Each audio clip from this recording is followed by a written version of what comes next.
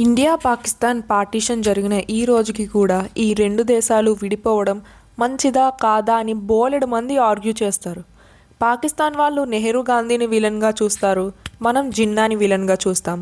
అసలు పాస్ట్లో ఏం జరిగి ఉంటే పార్టీషన్ జరగకుండా ఉండును? ఎవ్వరికీ విడిపోవడం నచ్చినప్పుడు ఎందుకు ఇలా చేశారు? ఈరోజు ఈ వీడియోలో మాట్లాడుకుందాం. ఇప్పుడైతే ఎలా మాట్లాడుతున్నారు కానీ ఆ సమయంలో మాత్రం పక్క మతం వాళ్ళు కనపడితే చంపేసే అంత పగ.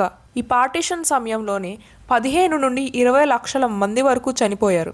ఆహా, చంపబడ్డారు. ఆడవాళ్ళని రేప్ చేశారు, నడుస్తున్న వారిని కత్తులతో నిలువుగా చీల్చేశారు. చరిత్రలో ఏ ఈవెంట్ జరగడానికైనా బీజం ఎన్నో నాళ్ల ముందే పడి ఉంటుంది. ఈ రెండు దేశాల మధ్య పార్టీషన్కు 25 డిసెంబర్ 1876న పడింది. బ్రిటిష్ ఇండియాలో భాగమైన కరాచీలో ఉండే ఖరాదర్ డిస్ట్రిక్ట్లో బిజినెస్ మ్యాన్ అయిన జిన్నాబాయ్ పూంజాకు పుట్టిన మహమ్మద్ అలీ జిన్నా రూపంలో ఈ బీజం పడింది. ఇతనే ఈ సిచ్యువేషన్కి మెయిన్ క్యారెక్టర్. జిన్నా వాళ్ళ తాతగారు మొదట్లో హిందూ, తర్వాత ముస్లింగా కన్వర్ట్ అయ్యారు. ఇలా కన్వర్ట్ అయిన వారు కోజా క్యాస్ట్లోకి వస్తారు. ఇలాగే జిన్నా కూడా ముస్లింగా చెప్పబడతారు. జిన్నా తన స్కూలింగ్ని కరాచీలో ఉన్న క్రిస్టియన్ మిషనరీ సొసైటీ హై స్కూల్లో చదివి లా చదవడానికి లండన్కి వెళ్ళారు. 1896లో తిరిగి వచ్చారు. 1900s నుంచి బాంబేలో తన లీగల్ ప్రాక్టీస్ మొదలుపెట్టాడు. ఈ సమయంలో అతను పాలిటిక్స్కి చాలా దూరంగా ఉన్నాడు. ఫ్రీడమ్ పోరాటాల్లో కూడా ఇన్వాల్వ్ అవ్వలేదు. ఇదే సమయంలో గాంధీ కూడా సౌత్ ఆఫ్రికాలో లా చదువుతున్నారు. ఆ సమయంలో వీళ్ళిద్దరూ రాబోయే ఇండియాకు ఎంత కాంట్రిబ్యూట్ చేస్తారో ఎవ్వరికీ తెలియదు. ఆ సమయంలో మొత్తం జనాభా సుమారు 38 కోట్లు ఉండేది. అందులో 65% మంది హిందువులు, 27% మంది ముస్లింలు. అలాగే వీరిలో కూడా బ్రిటిష్ ఇండియాలోని నార్త్ వెస్ట్ మరియు నార్త్ ఈస్ట్ ప్రాంతాల్లో ముస్లిం జనాభా మెజారిటీగా ఉండేది.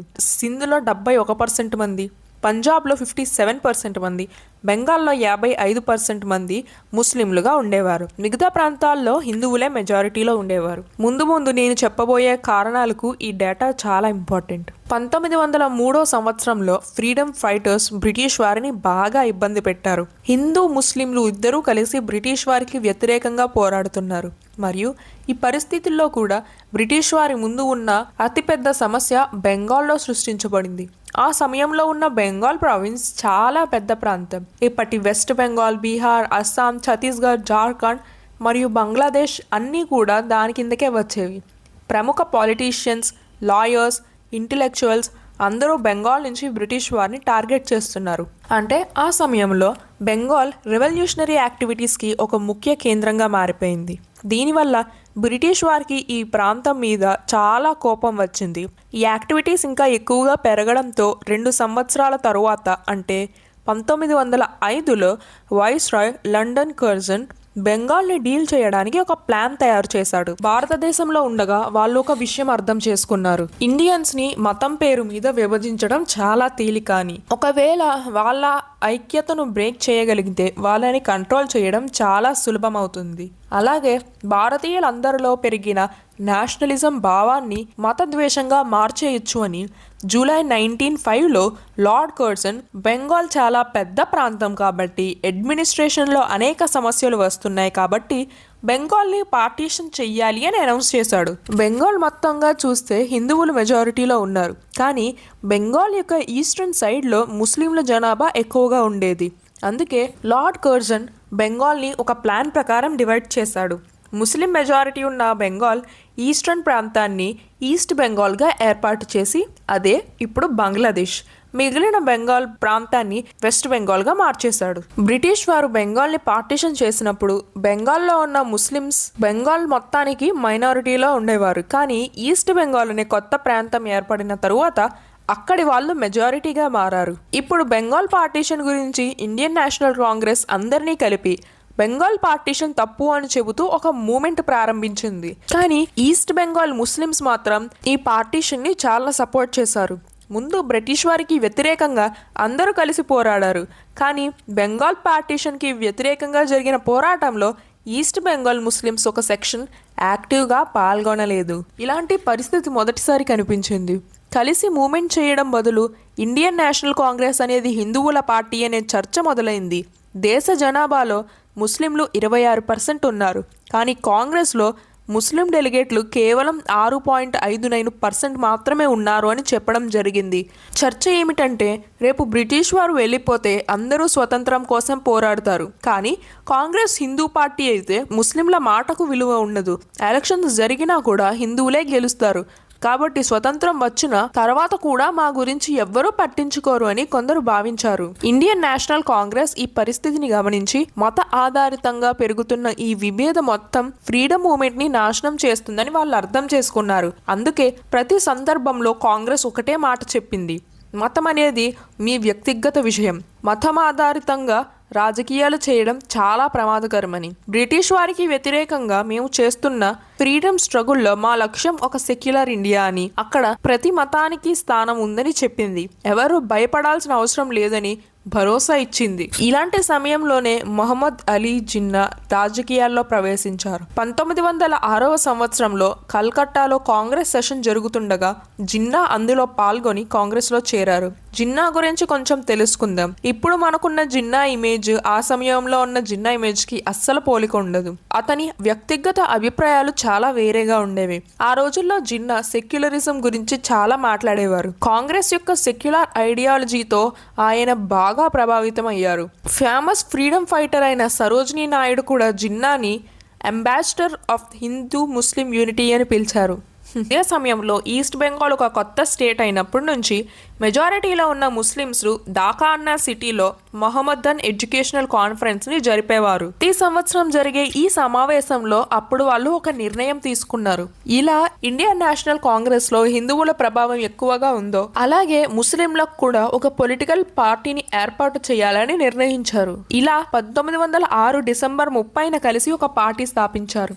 దాని పేరు ఆల్ ఇండియా ముస్లిం లీగ్. కానీ ఈ పార్టీని అలాగే ఒక రోజు సృష్టించేయలేదు. దాని వెనుక ఒక ప్రత్యేక ఉద్దేశం ఉంది. బ్రిటిష్ వారి ముందు వాళ్ళు ఒక ముఖ్యమైన డిమాండ్ పెట్టారు. అదే సెపరేట్ ఎలక్టోరేట్. ముందు వరకు బ్రిటిష్ వారి ముందు ఇండియన్ నేషనల్ కాంగ్రెస్ భారతదేశంలో ఉన్న హిందువులు మరియు ముస్లిమ్స్ అందరి అభిప్రాయాలను ప్రాతినిధ్యం వహించేది. ఎవరైనా సరే కాంగ్రెస్ ద్వారానే మాట్లాడబడేవారు. కానీ ఇప్పుడు మొదటిసారి కాంగ్రెస్కి సమాంతరంగా ముస్లిం లీగ్ నిలబడి బ్రిటిష్ వారి ముందు తన డిమాండ్స్ని ప్రత్యేకంగా ప్రస్తావించడం మొదలుపెట్టింది. ఇప్పుడు ఒక డౌట్ రావాలి. ఫస్ట్ అసలు సెపరేట్ ఎలక్టోరేట్ అంటే ఏంటి? ముస్లిం లీగ్ ఎందుకు దానిని డిమాండ్ చేసింది? సాధారణ ఎలక్షన్స్లో ఎవరైనా క్యాండిడేట్గా నిలబడవచ్చు. ఎవరికి ఎక్కువ ఓట్స్ వస్తాయో వాళ్ళే గెలుస్తారు. కానీ సమస్య ఏంటంటే జనాభా ఎక్కువగా ఉన్న సముదాయం ఎంచుకునే క్యాండిడేట్ మళ్ళీ గెలుస్తూ ఉంటాడు. జనాభా తక్కువగా ఉన్న మైనారిటీ గ్రూపులు ఎంచుకునే క్యాండిడేట్ గెలవడం చాలా కష్టం. ఎందుకంటే చివరికి లెక్క పెట్టేది ఓట్స్నే కాబట్టి.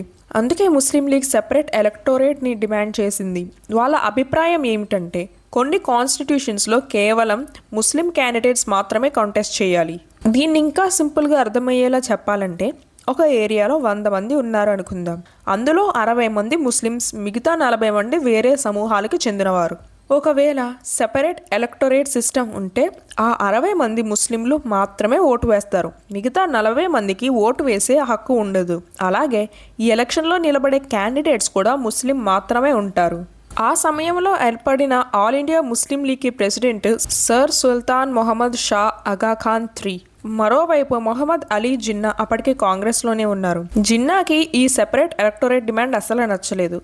ఇలాంటి డిమాండ్ ప్రజలను సెపరేట్ చేస్తుంది అని ఆయన చెప్పేవారు. కానీ భవిష్యత్తులో పరిస్థితులు ఎలా మారతాయంటే అదే జిన్నా తరువాత సెపరేట్ ఎలక్టోరేట్ కోసం పోరాడతారు. ఆ సమయంలో ముస్లిం లీగ్కి పెద్ద సపోర్ట్ కూడా రాలేదు. చాలామంది ముస్లింలు ఇంకా కాంగ్రెస్నే సపోర్ట్ చేసేవారు. కొన్ని సంవత్సరాల తర్వాత ముస్లిం లీగ్ తన సెపరేట్ ఎలక్టోరేట్ డిమాండ్తో షిమ్లాకి వెళ్ళి లార్డ్ మింటో మరియు జాన్ మోర్లీని కలిసింది. వాళ్ళ డిమాండ్స్ అన్ని వాళ్ళ ముందు పెట్టింది. ఎలాగైనా ఎలక్టోరేట్ కావాలి అని కోరారు. బ్రిటిష్ వారు ఈ డిమాండ్ని చాలా సులభంగా అంగీకరించారు. దాని ప్రకారం United provinces, Bengal, Punjab, Bombay presidency, Madras presidency మరియు సెంట్రల్ ప్రావిన్సెస్లో ముస్లింకి సెపరేట్ ఎలక్టోరేట్ ఇచ్చారు. సెపరేట్ ఎలక్టోరేట్ సాధించడం వల్ల ముస్లిం లీగ్ చాలా తక్కువ సమయంలో కాంగ్రెస్కి సమాంతరంగా నిలబడగలిగింది. ఇప్పుడు ముస్లిం లీగ్ పాపులారిటీ పెరుగుతున్న సమయంలో కాంగ్రెస్లో ఉన్న జిన్నా 1913లో ముస్లిం లీగ్లో కూడా చేరారు. ఆయన కాంగ్రెస్ని వదిలిపెట్టలేదు. 2 ఆర్గనైజేషన్స్లో ఒకేసారి మెంబర్గా ఉన్నారు. ఆ సమయంలో జిన్నా ఇలా రెండు వైపులా పనిచేయడం ద్వారా హిందూ ముస్లిం ఐక్యతను కాపాడగలనని చెప్పారు. మరి ఇలా చెప్పిన జిన్నా లాస్ట్కి ఎందుకు ముస్లిం లీగ్కి హెడ్ అవుదామని ఆలోచించారు? దీనికన్నా ముందు జిన్నా ఎందుకు మళ్ళీ తిరిగి లండన్కి వెళ్ళిపోయాడు? ఈ క్వశ్చన్స్ అన్నిటికీ ఆన్సర్ పార్ట్ 2లో కంటిన్యూ చేసుకుందాం. ఫుల్ స్టోరీ కోసం కొంతసేపు వెయిట్ చేయండి. ఇది part 1 of India partition story. Next పార్ట్లో ఈ క్వశ్చన్స్కి ఆన్సర్స్ చెప్తాను. అలాగే పార్టీషన్ యొక్క మిగతా స్టోరీని కూడా కంప్లీట్ చేసుకుందాం. ఈ వీడియో నచ్చినట్లయితే లైక్ చేయండి. అందరికీ జనరల్ నాలెడ్జ్ కావాలి కాబట్టి ఈ వీడియోని షేర్ చేయండి. ఛానల్కు సబ్స్క్రైబ్ చేయండి. Thank you so much for watching.